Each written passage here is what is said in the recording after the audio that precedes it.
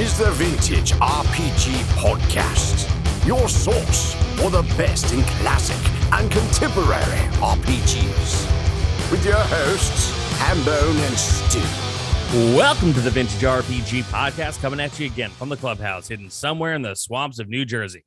I'm John Hambone McGuire, and with me, as always, is the founder and publisher of Unwinnable. He always said being bad feels pretty good, Stu Horvath. I always say that. Yeah, I do say that. That's why I'm a DM, you know? There you go. Stu, what are we talking about today? We're talking about a later second edition adventure called The Reverse Dungeon.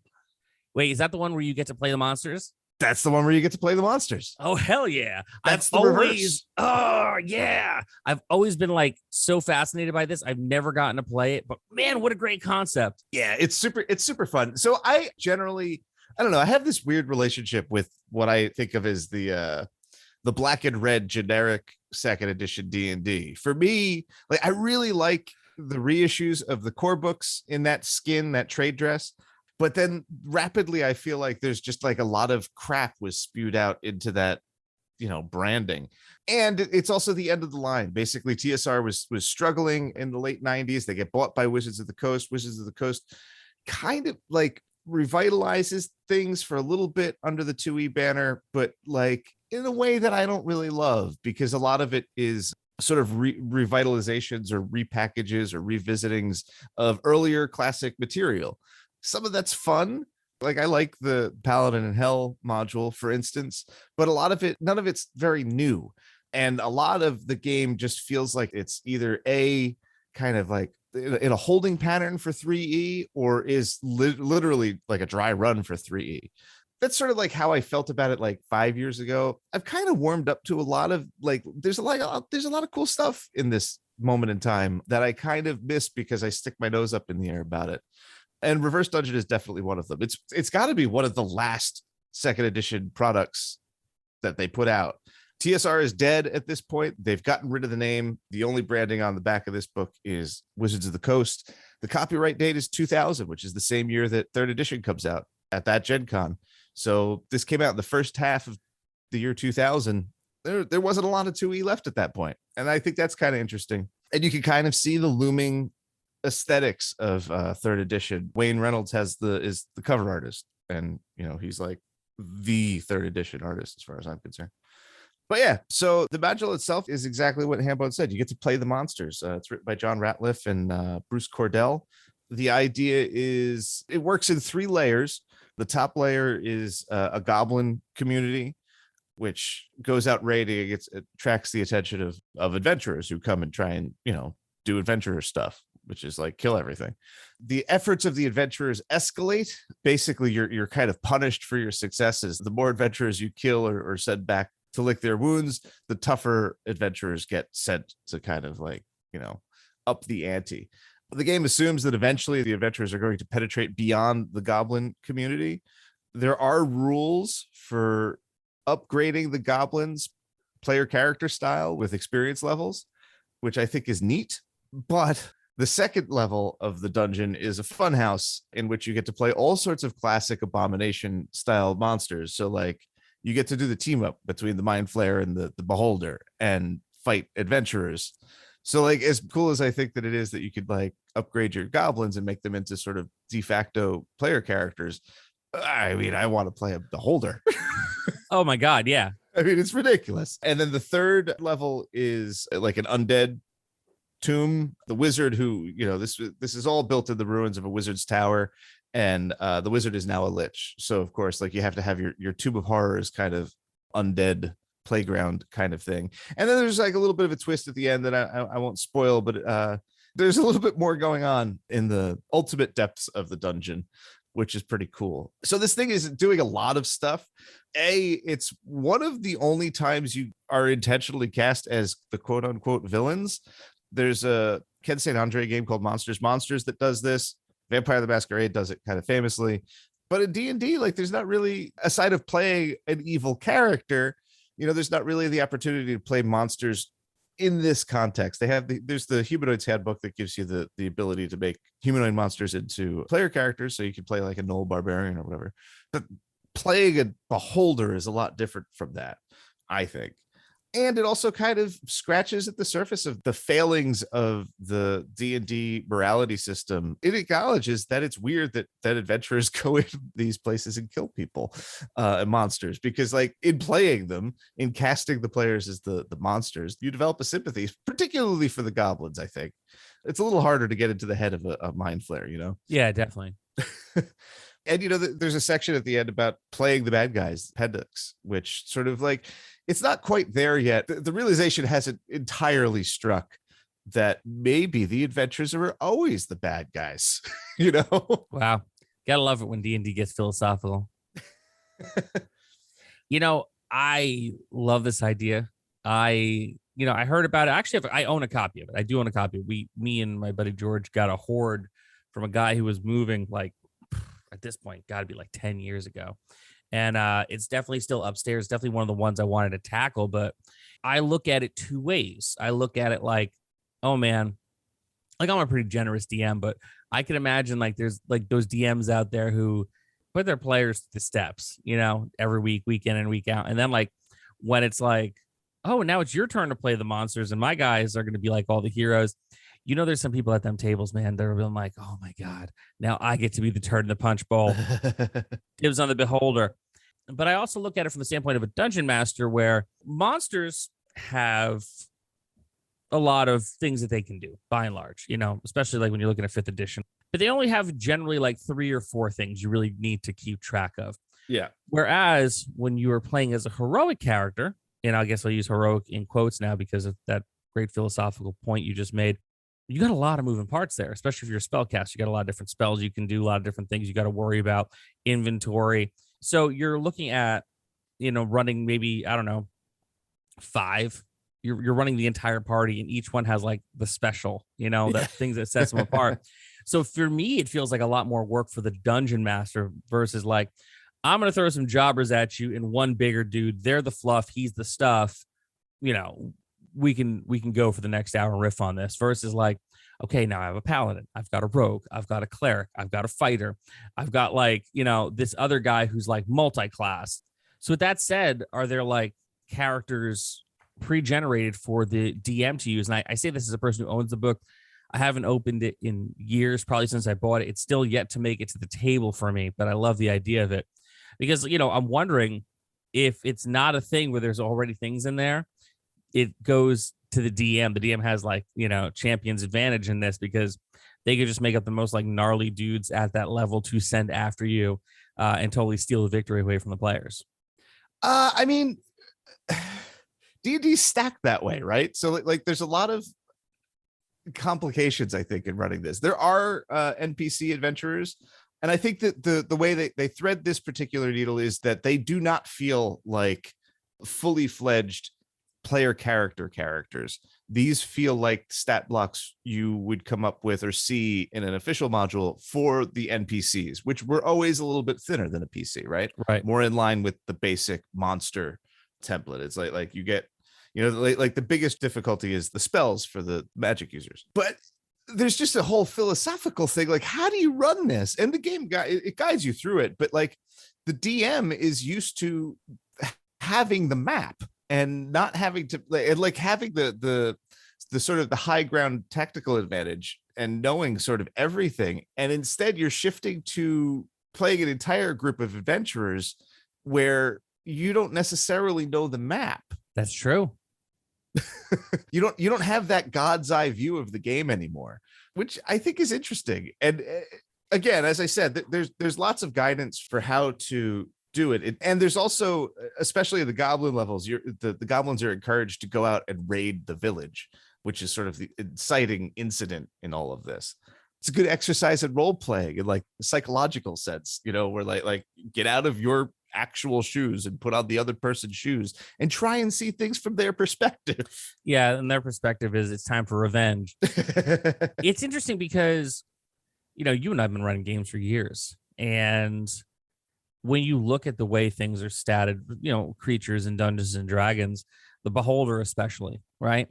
Yeah, that's a TPK waiting to happen at any given point. Like, you know, a bunch of goblins running around being goofy. You know which way it's probably going to go against a group of adventurers. But a Beholder, a mind flayer, a lich. Like, these are punch pullers, and if you're not pulling your punches against your players, you're out. You're gonna kill them, because the way they are statted, they are out for blood. They're not here to maim; they're here to murder. And like, it's in my brain, got to be harder for a DM who has just standard NPCs that are, they're written by the guys who wrote the book, so they're beefed up pretty good, but maybe not fully formed. Versus like these classic D&D monsters, which are just murder machines. Like, it seems now, though, as I think about it and I speak the words out loud, it seems a little more in the player's favor once you get past goblins. I mean, I think so. I think that it's really hard for the DM to get past the vault level where the menagerie is. Partly, there's another detail that I haven't revealed yet. Partly just because of the way that this particular group of monsters interacts and interlocks is unlike anything that you've ever really dealt with in adventure. You don't usually have that kind of superhero team up between a beholder and a mind flayer. And then you layer in the other monsters. There's a mimic, there's a doppelganger, there's an anti-paladin who is totally kick-ass. Nice. Yeah, there's a bunch of trolls, there's a hag, a Medusa. This is like the cloakers. And once one thing is eliminated from the play, and that player is killed, they could jump into the mind of another monster and immediately take control until everything's wiped out. But there's another wrinkle here. The mind flayer actually is maybe one of the very few famous mind flayers in D&D. I'm pretty sure, like 95% sure, that this mind flayer is the rogue mind flayer from Barrier Peaks. Oh, snap. And I think that because there's a whole lot of weaponry from Barrier Peaks on display in the vault level for the monsters to use. Oh my God. So yeah. So it's just like, not only do you have this like who's who murderers row roster of classic, monsters, you're arming them up with laser guns. So it's like, oh, frig. Yeah, you guys are totally dorked. It's like, oh yeah, so you have all these classic monsters, the true rogues gallery of D&D. And have you met the Predator? Yeah, it's definitely interesting. Now adding that layer into it, it's like, well, these players got to work really hard not to die, because these players are just the players. Like, they just have their characters. Like, they don't get to like bail into a different monster's body, because if you're going through a dungeon, you got what you came in with and what you found along the way, So, oh man, that's tough. That's hard times. I mean, like, I recently meaning like, I don't know, several months ago, killed 2 players with a beholder. And I did it in 5e. And 5e, it's, it does get to a point where it's a little harder to die. And I was pulling punches until I just couldn't, because, man, when you stand directly in front of the anti-magic eye and don't move, you try to tank a beholder, you F around, you're going to find out, man. And they did. And it was spectacularly silly, because they could have not died if they had moved left or if they had moved right. So, even with pulling your punches, you can still kill with these creatures. But, man, going full out, letting yourself off the chain and just saying, hey, what happens, happens, that's intense. That is awesome. I'm shocked that they have not redone this in later editions. I think there's just sort of, I think that it's not as fun ultimately as you think it is. Like, I think that it's really good for a one-time, thing. The reverse dungeon itself might actually overstay its welcome. I think that maybe the undead levels are a little much. Like, I think that maybe the hook doesn't set quite as well as the top 2 levels. And like I said, there's a twist at the end that's sort of like it's cool, and I like it ultimately, but I could also see people just be like, oh God, really? Yeah, it's tough when you go all that for this. Yeah. And I mean, it's not like The Village bad. It's not a bad twist. It's a good twist. It's just like, oh, there's a lot more now that isn't in the scope of this package that I bought. That's interesting, but do we really want to play this? And I think that's true of Monsters back in the day. Like, if there was real desire to play the monsters and commit to playing the monsters, Monsters would have been a much expanded game. And it's not. It's really just like the one publication. And I think that as soon as you, like, as much as you're playing the monsters in Vampire and the World of Darkness games, like you're not the monsters. Like, you know what I mean? Like, you're not the villains. You are the protagonists of this story that happen to be monsters. There is a recontextualization that happens there that is sort of important, and I think it makes it like a different experience ultimately, because you're also driving these monsters like stolen cars. Like, you don't care.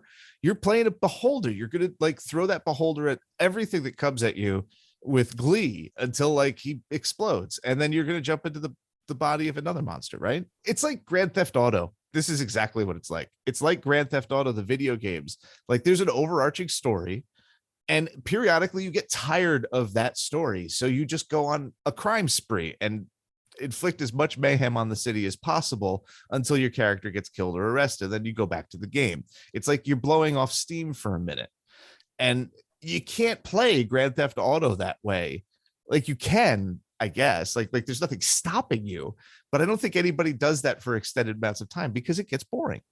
Yeah, I mean, that's definitely a major point when there's no actual stakes. Like, you got no skin in the game. Like, when you roll up a character yourself and you're going through these adventures on the other side of the screen, you know, you're trying to keep this character alive for as long as you can. But if there's no real end to it, because you can go from creature to creature to creature, and you're essentially just trying to stop the dungeon master from getting to the goal. Yeah, I mean, I could totally see that being a completely valid criticism. And I don't know how we're going to top that, because, you know, I've never really thought of D&D having the potential to be more like Grand Theft Auto until right now.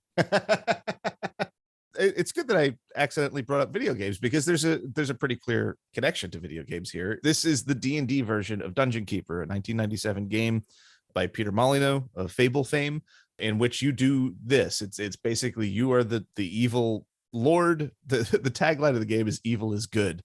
So you are the master of the dungeon, and you build the dungeon, and you use it to trap and kill and populate it with monsters, any adventurers that come in. And when they do, you get their money and you get to upgrade your dungeon more and more and more. And it's great. It's a classic video game. And this is basically taking that thought experiment and applying it to the D&D system. There was a lot of anxiety about video games around this particular moment in time. This is also the moment in time where D&D got the license for Diablo and had like a second edition version of the Diablo video games, which is like so boneheaded. Yeah. But there was real, I remember this moment because like EverQuest had kind of come out. Even the Baldur's Gate games, Icewind Dale was out at this point. There was real concern that like stuff like the particle effects for magic spells and just being able to see the monsters move and be cool on the screen was going to like just ruin the, you know, theater of the mind, and that people were just going to play these video games because they delivered essentially the experience. That didn't turn out to be true. Yeah, not at all. Because there's only so much that you could do in a video game, like because it's all pre-programmed. The appeal of tabletop is that you can literally do anything. Like you're not restrained by graphics or program. You're only restrained by the roll of the dice. Yes.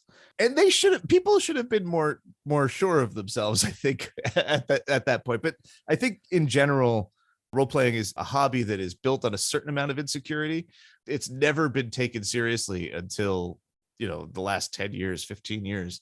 And a lot of the decisions that are made in terms of marketing and production are sort of based on second guessing.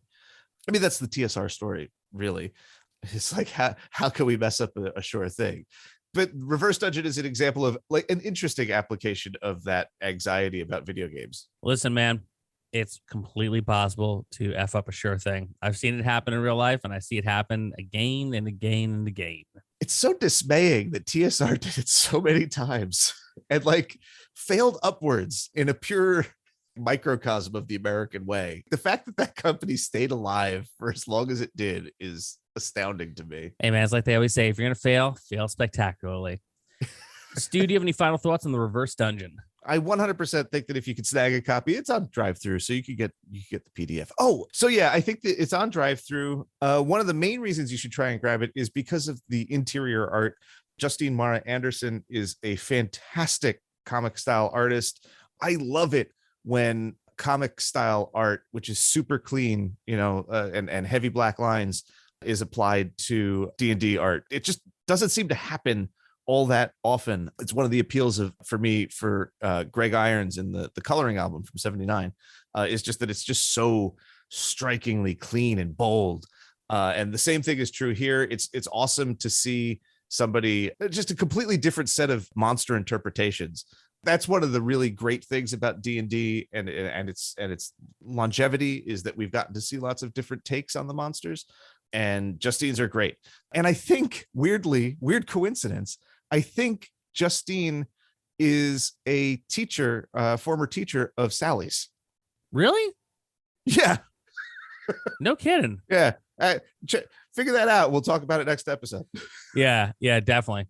Well, that's wild. And this was another amazing episode of the Vintage RPG Podcast. Stu, where can the people find you? They can find me on Instagram at Vintage RPG. I have already posted about the Reverse Dungeon a while back. I don't know when. So you can see some of the art there. But I do think that you should pick it up and check it out. It's good stuff.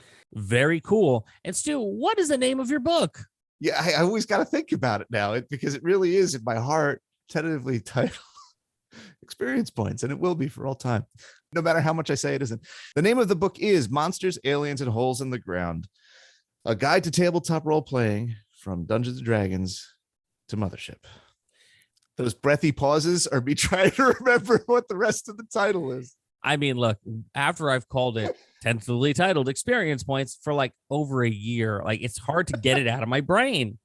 It is. It really is. And you want to learn more about it, you can learn more about it on our Patreon, patreon.com/vintagerpg. We've got early release episodes. We've got a behind the scenes look at Stu's book, that whole long title. We got a behind the scenes look at 3, 2, 1 action. We got so much more. Killer Discord community we'd love for you to be a part of. Patreon.com/vintagerpg. If you like what you hear, don't forget to rate, review, and subscribe, because your reviews really do help other listeners to find us. If you want to chat with me on social media, I'm John McGuire RPG across the board. That's TikTok. That is Instagram. That is the Twitters as well. Books available right now on Exalta Funeral. If you're interested in 3, 2, 1 action, we have our books up there for sale as well. And, I'm all out of order with this ending because I'm still trying to, get tentatively titled Experience Points out of my brain. Anyway, this is another amazing episode. We're thrilled that you took some time and spent it with us. For Stu Horvath, I'm John Hambone McGuire. May the dice always roll in your favor.